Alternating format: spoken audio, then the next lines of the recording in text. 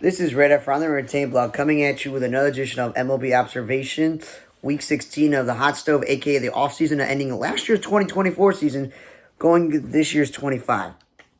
So let's start out with this. Michael Chavis, former Red Sox infielder and many other teams, decided to mind with the Dodgers. That's just another rich for them to have somebody who's been in the major leagues and used to be a top prospect on a minor league deal. San Francisco Giants announced they're going to have Lamonte Wade Jr. and Luciano play in the outfield. Well, guess what? What is Lamonte Wade's natural position? If you've watched any video that I've done on baseball weekly for the past however many years, natural born outfielder. No business playing first base. Luciano has lost his shortstop job in back-to-back seasons, so they're trying to make up for this prospect and get him out there somewhere on the field. Marlins officially outright Xavier Curry. The Dodgers said they're going to stick to having a five-man rotation, even if Ohtani is in the rotation, because they have so many starting pitchers. Erasmo Ramirez, the swing guy, signed a minor deal with the Twins. I can see him definitely pitching for the Twins because he can start and relieve. Nathaniel Lowe lost his arbitration here with the Nationals. Yankees announced that Clayton Beeter will be in the rotation, in the bullpen, not the rotation. Carter Crawford is behind in camp with knee soreness, while the Giants catcher Tom Murphy is behind with back spasms, backup catcher. Texas signed Joe Barlow to a minor league deal. I can see him pitching this year in their bullpen. Amir Garrett's gone to Toronto. He's a former starting pitcher who can also relieve, so he can maybe make the Blue Jays. Stanton is behind in spring training due to pain in both his elbows, so we'll monitor that. Buck Farmer signed a minor deal with Atlanta, and the veteran Tigers and Reds reliever, because I could see him pitching in Atlanta's bullpen because that's one of their weaknesses.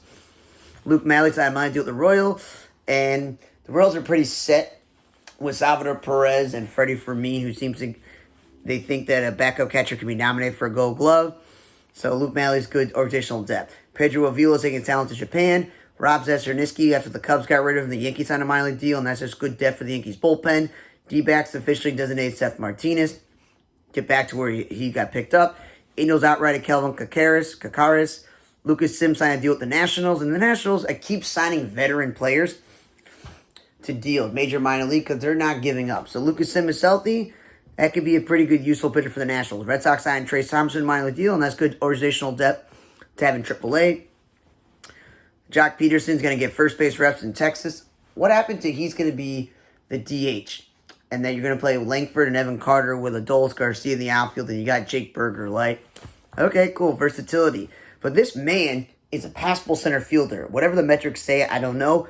But I've watched him. He's a passable center fielder, and he could still be playing right field or lefty, not even DHing, but whatever. Texas signed Luke Jackson's minor league deal, gained good organizational depth. The White Sox picked up Owen White on waivers. Jacob Barnes gone to the Blue Jays on minor league deal. He's back there, so that's good organizational depth. Devers announced he's not moving off third base. Well, then why get Alex Bregman, who's played third base 90-something% of his whole career because he's a natural-born shortstop, and Devers is one of the worst defensive third basemen. Like, I'm going to say this. The Red Sox had Bogarts at third base when he first came up because they had Iglesias. Then when Iglesias left, they moved Bogarts to shortstop, and Devers came up and played third base. Yes, they got Tristan Casas at first base, and they're paying Yoshida all this money to DH. I don't know. Here's a novel idea. Why don't you play Yoshida in left field? Duran will be a full-time center fielder, and Abreu's a Gold Glove right fielder, and Rob Refsnyder will play some days, and then a DH, you DH Devers. Whoop-de-doo. Adam Mako had surgery for the Blue Jays on his knee, so he'll be out for a while. Rhett Lauder and Andrew Abbott are behind in camp for the Reds, which is not good for them. The Marlins announced that Jesus Sanchez may be seeing reps in center field. That is literally one of the stupidest things the Marlins are doing. You know how many games last year that Jesus Sanchez DH'd because they're like, well, we want to keep him fresh and healthy, and so he's not even a great outfielder, so why would you put him in center field? Scott Alexander's gone to the Rockies. They DFA'd Aaron Snunk, who's been outrighted. Alexander's good swing guy for the Rockies. Cubs DFA Alexander Canario. Mets signed Connor Overton to a minor deal. Tim LaCastro re-signed with the Padres. And the Padres just are trying to build some depth in the outfield in case of injuries again. Seth Martinez, after D-backs DFA'd him, the Marlins picked him up. Akil Baddoo, unfortunately, had his handmade surgery, so that does not help his chances of making the Tigers team this year.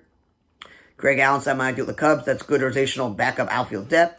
Royals have extended Cole Reagans, their ace, to a $13.25 million extension. So they're locking him up because they said goodbye to Brady Singer, so it's all about Cole Reagans.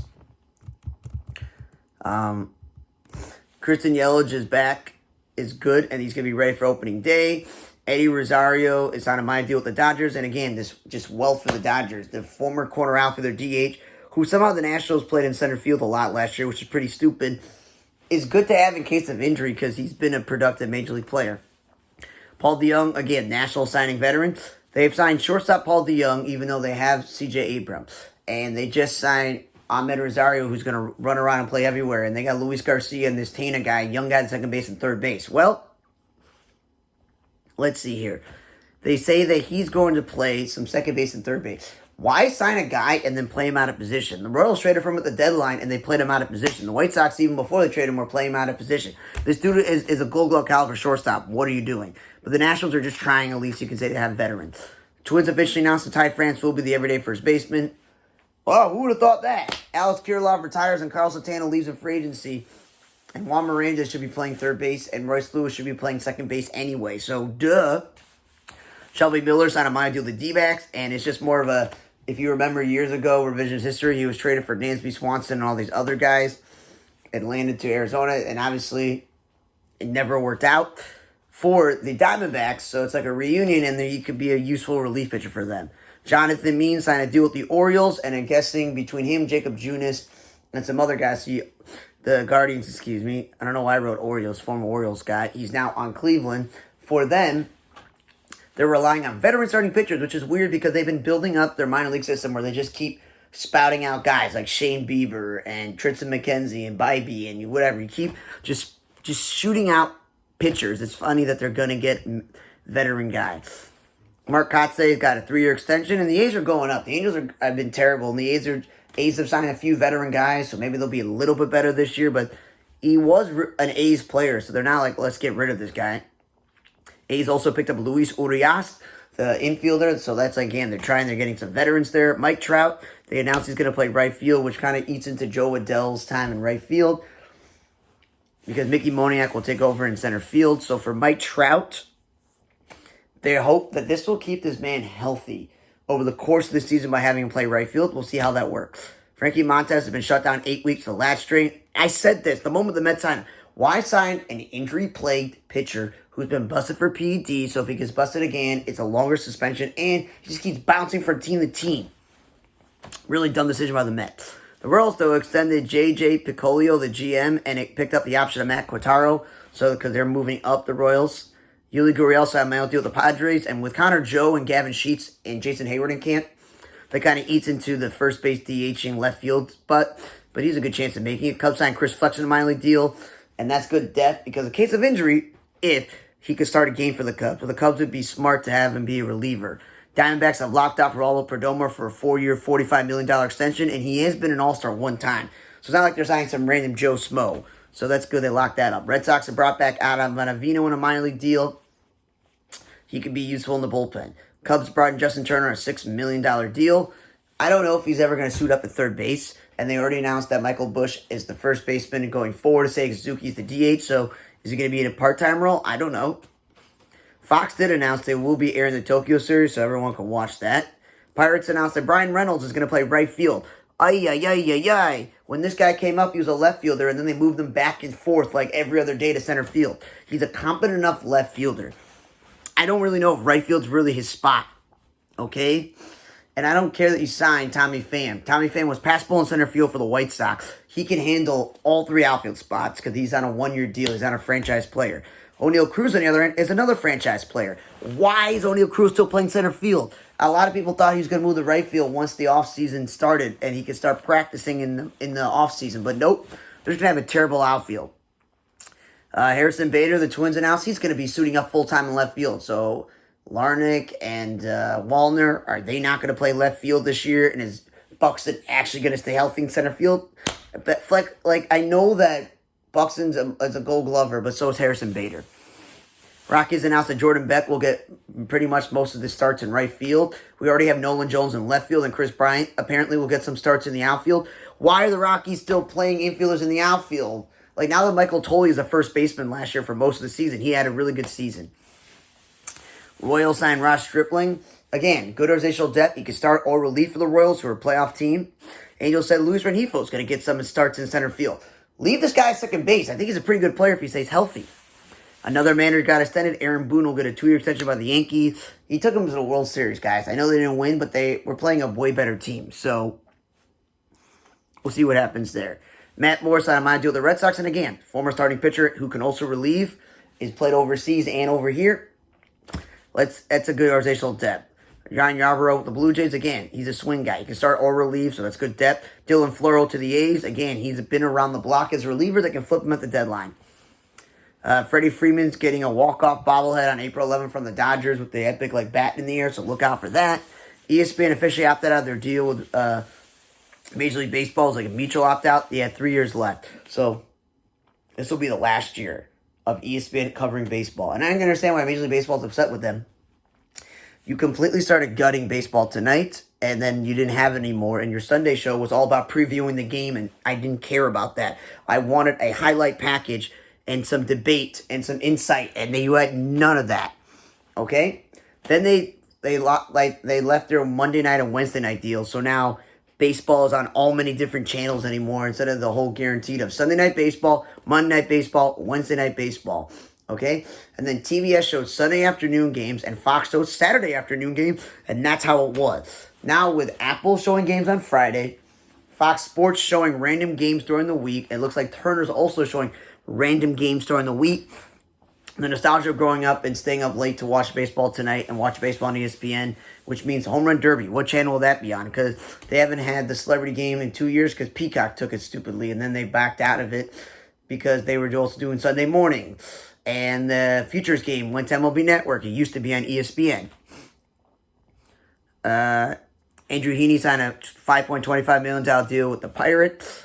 That's good for them because if they're not in the contention, they can always flip them at the deadline. White Sox have signed Mike Clevenger to a minor league deal. I didn't like the signing last year because we signed him so late in the season, and then he only pitched once or twice and got hurt, and then was out for the year, and we got rid of a young guy off the 40-man roster that we never actually tried to see if he was good.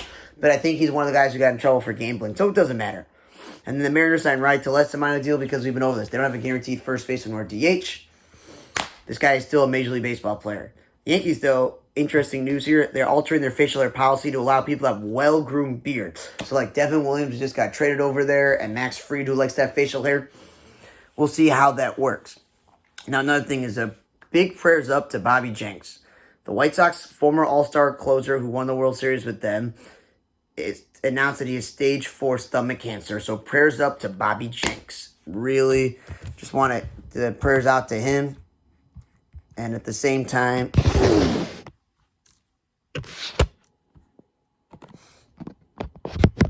we also have to get to some news here. Happy trails to Richard Blyer. So some happy news there. The end of his career at 37 years old. He decided he doesn't want to do minor league deal. He finished with a 15-6 record, 187 strikeouts, and a 327 record. He pitched for the Yankees, but most people remember him for his time on Baltimore, and then with the Red Sox and the Marlins. And then last year he had a minor deal with the Nationals, but then obviously did not get to play. But then a lot of people know him for pitching in the World Baseball Classic 2 different times as a Jewish baseball player. So happy trails to Richard Blyer. Rest in peace to Jim Todd. The former pitcher passed away to 77. He had a 25-23 record, a 4.23 ERA, and 194 strikeouts. He played for the Cubs and the A's and the Mariners, and then the Cubs and the A's again. Rest in peace to him.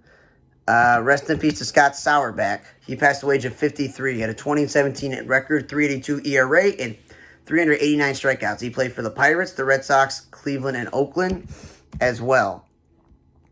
And said he passed away due to a heart attack. So rest in peace to him.